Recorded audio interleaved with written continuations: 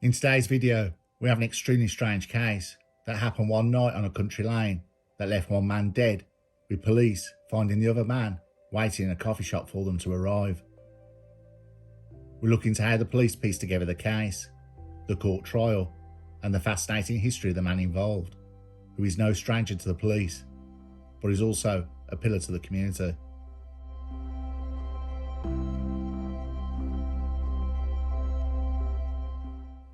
We go back to the night of the 21st of March 2023, to Plymouth. 37-year-old prestige car dealer Luke Dan had been at the local snooker hall and around 8 PM made the drive back home in his Range Rover through the picturesque long country roads of Leah Manor Drive, where he lived on a private road in a luxurious 5-bedroom house. Driving through the windy country lane that has a beautiful forest one side and the River Plym running on the other. At the end of the road, unknown to Luke Dan, was 42-year-old Davy Kelly, who was waiting for a dealer, waiting to buy. He'd been using all day and was in an agitated state. He was waiting at the end of Leah Manor Road.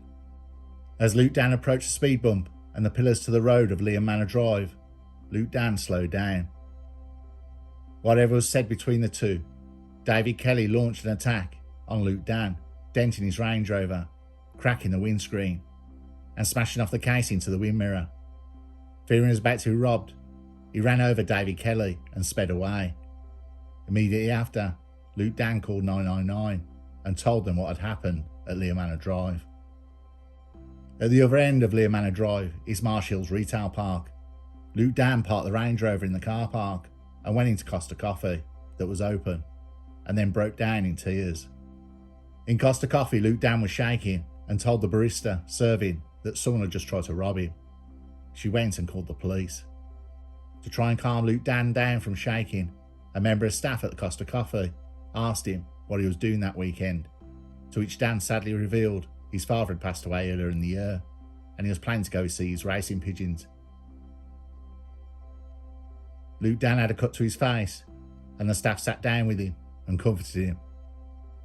Police had arrived, and in the car park the Range Rover had been left open with the lights still on. Emergency services were first called around 8:45 PM on Leah Manor Drive, following reports of a collision involving a car and a pedestrian. There, they found the body of Davy Kelly.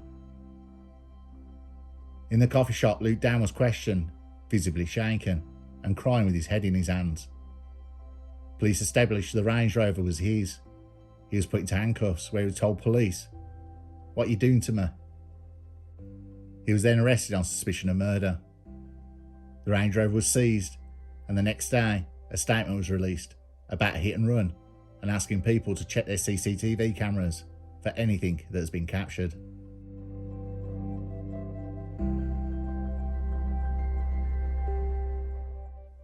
Police had a witness at the scene, Jane and Richard Allen, who had been out walking their dogs on the night by the river which ran alongside Leah Manor Drive. Mrs. Allen said she parked their white Mercedes and lay-by in the road and was walking the dogs, but as they went back towards their car, she heard a lot of noise. She said she heard cars revving. It was all quite aggressive and scary. Mr. Allen said he heard raised voices and it didn't seem right. He said he earlier heard a thud and told his wife, thinking it sounded as if a car had been hit. Mr. Allen said when they were in their car, a Range Rover went past, stopped about 5 metres past his car and reversed 2 metres towards him, before then stopping and driving off.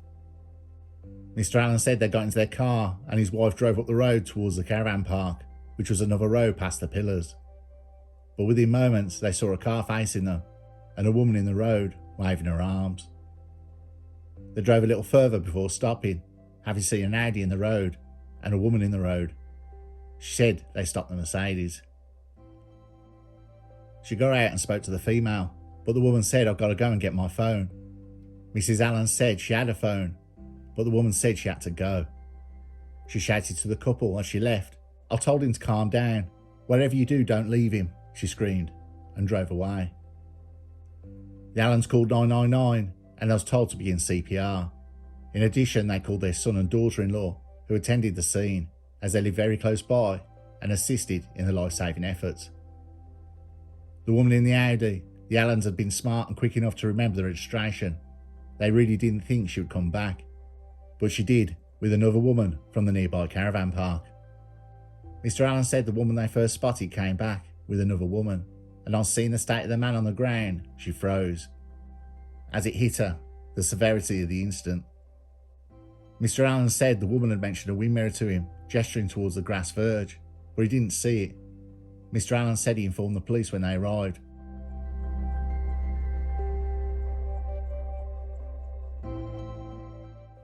Police had received a 999 call made at 8:42 and 22 seconds, which had been made by Luke Dan, saying he'd just been attacked and hit his car. In answer to questions if he knew who attacked him, he replied no, before saying, "I'm just literally panicking. Please help me, please." At this early stage of the call, which lasted just over 6 minutes, the call handler can be heard saying hello a number of times, as though she could not hear Dan, who was repeatedly saying hello around 30 times during the call. He kept saying, oh my God, please help me, help me." The sound of his car seatbelt alarm can be heard as he got out of his Range Rover, and as he raced into Costa Coffee Shop. The muffled voices are heard, including Dan asking please stay to a staff member, and a male staff member replying, "We're not going anywhere. We're not going anywhere. We're right here."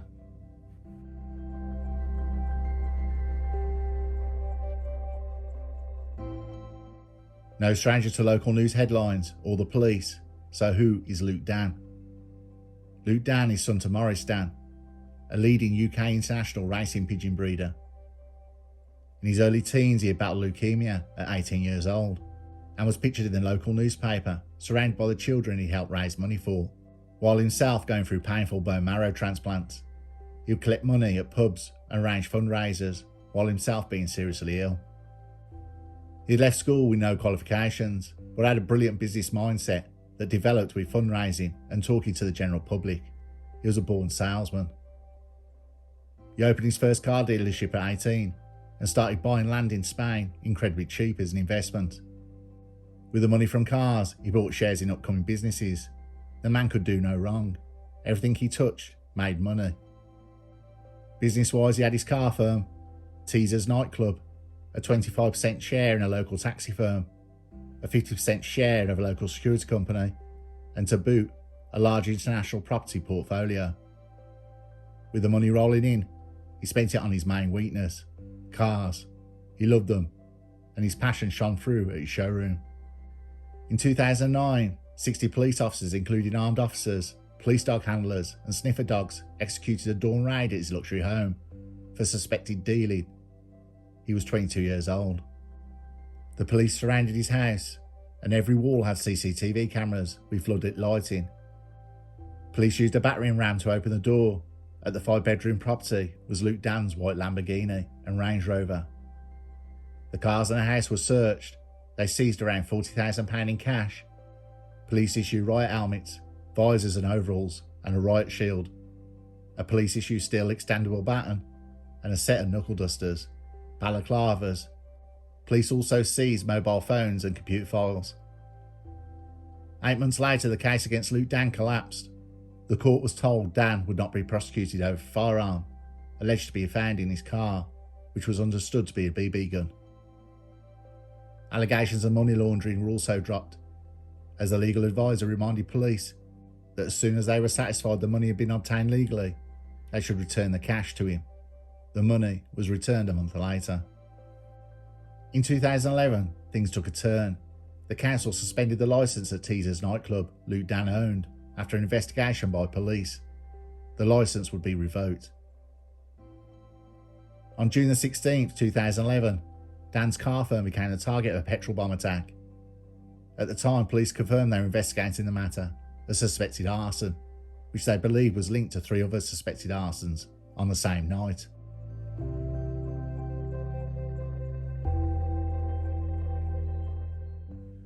Late February 2012 saw the mystery of the vanishing cars from the former firebomb forecourt of Billacombe Motors, by now renamed Charles Finlay Cars, with the entire stock disappearing overnight. it was revealed police had taken the cars, 18 of them, in a suspected money laundering probe. At the time, police confirmed the seizures was carried out under the Police and Criminal Evidence Act by officers from the Force's Serious and Organised Crime team. In May 2012, Luke Dan appeared in court with another man after he was accused of beating a man unconscious behind Jake's Cafe in Regent Street. Luke Dan pleaded guilty to actual bodily harm and served 12 months in prison. In December 2014, Luke Dan was returned to prison and served 50 weeks. His brother was on trial for blackmail, and Luke Dan was recorded telling a scared witness, they should say it was a misunderstanding, in court. In May 2019, Luke Dan was held in prison on remand for a year after he was named in a police investigation with other men and charged with intent to import and supply outside the UK. The police then in court said they were not going to progress the trial. The case collapsed with police giving no reason, but they later revealed it was because of disclosure issues.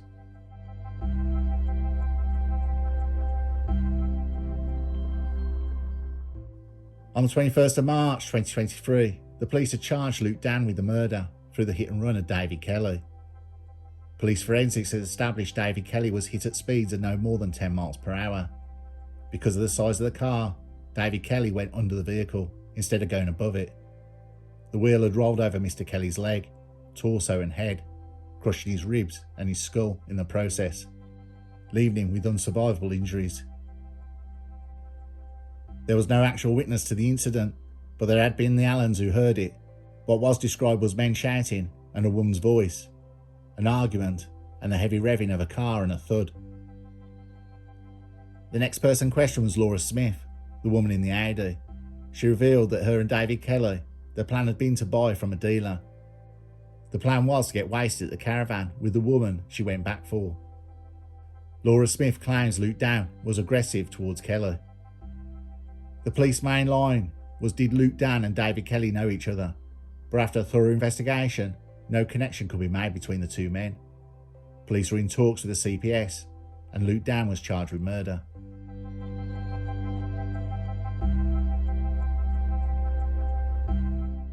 Luke Dan, aged 37, pleaded not guilty to the murder of 42-year-old David Kelly at a previous hearing at Plymouth Crown Court. He also pleaded not guilty to the alternative charge of manslaughter at the very beginning of his trial. The prosecution's case was that Mr. Kelly had angered Dan on the night of March the 21st of 2023. The collision left Mr. Kelly suffering quite devastating injuries, including a fractured skull, multiple facial fractures, rib fractures, spinal fractures, and severe injuries to his brain that he would not survive. Luke Dan's defence was that it was a complete accident and that Dan had claimed he was driving away from an attempted robbery and did not know he had run Mr. Kelly over. However, he reminded the jury that the prosecution case was that Dan deliberately drove at and over Mr. Kelly, killing him. He knew immediately what he had done. Luke Dan presented a statement to police which said he'd been driving home from being at a snooker hall in Plymouth and had seen another car flashing him, and he was concerned they needed help. The court heard the statement. He said he slowed down and the other car went past him and stopped. He said the next thing he recalled was being struck on the side of his head and he was shocked and dazed. As a result, he feared for his safety, and the man said the words to the effect, "I'm going to kill you." He said he feared a potential ambush further down the road and could not be sure if there were more people. He said he put the car in reverse and did a three-point turn, while the man at his window and a female from the car were shouting aggressively. He said someone said something about giving money to get rocks, and he heard a man's voice threatening me. He said he was concentrating on getting out of there. He said he feared that these people were going to kill me. He said he managed to get through to 999 and said he was being attacked. He added, "I did not intentionally kill anyone with my car." The jury heard that following his statement, Luke Dan replied no comment to all questions asked by detectives. Laura Smith claimed that David Kelly and Luke Dan were involved in an altercation, with angry swearing, adding that Mr. Kelly was looking for a fight basically, banging the bonnet and striking the vehicle. However, when she went to act as peacemaker, she claimed she was told by Luke Dan to F off.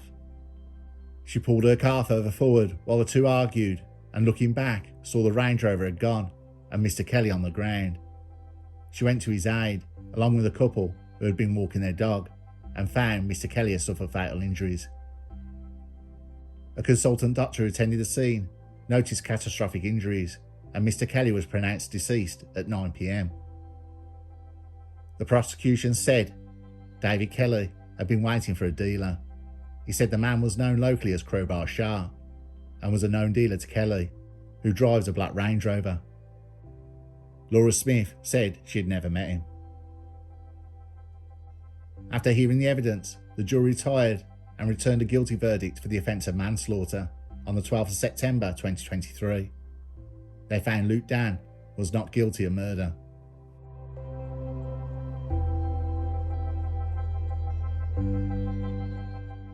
In sentencing, Judge Peter Johnson said, "I reject the suggestion there was any element of self-defence in your actions. You deliberately drove towards David Kelly, using your car as a weapon." He said that Luke Dan had shamefully called 999 after the incident, not for Mr. Kelly, but to prepare your defence, adding, "I cannot believe you did not tell the operator you had driven over someone." Luke Dan was sentenced to 15 years in prison and imposed a discretionary driving ban.